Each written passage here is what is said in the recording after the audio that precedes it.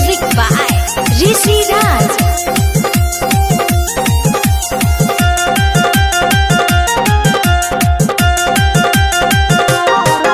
अरे का जाने कौन मुअना है कलश पड़ा का दुपाटा जोर गौए।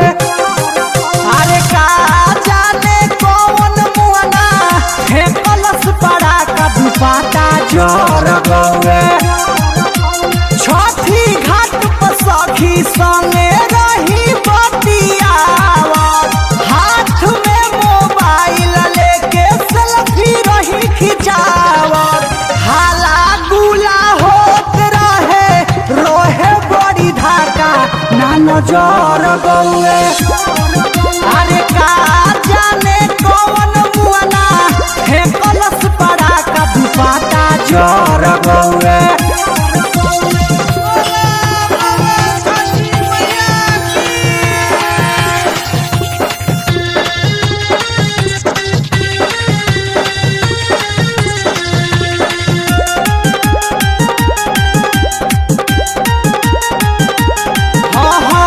पेन्हले रही जीन्स औरी कुराती, अचके में आइल नहीं फुराती।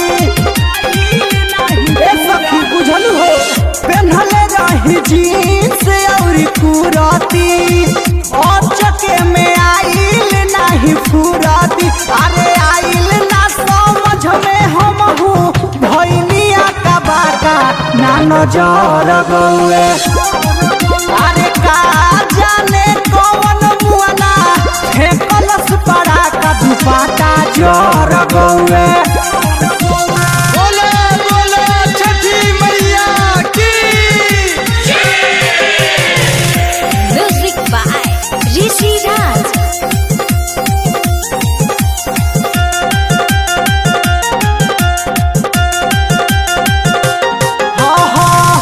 हो गइल मेकअप मोर बेकार हो, परदेसी विशाल कइले वार हो।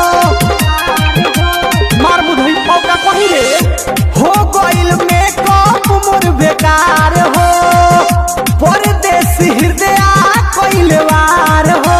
निर्मल जोगेश रवि विवेक धीरज रोले पाका जियर डर गौए। अरे का जाने कौन मुअना है कलश पड़ा का दुपाटा जोर गौए।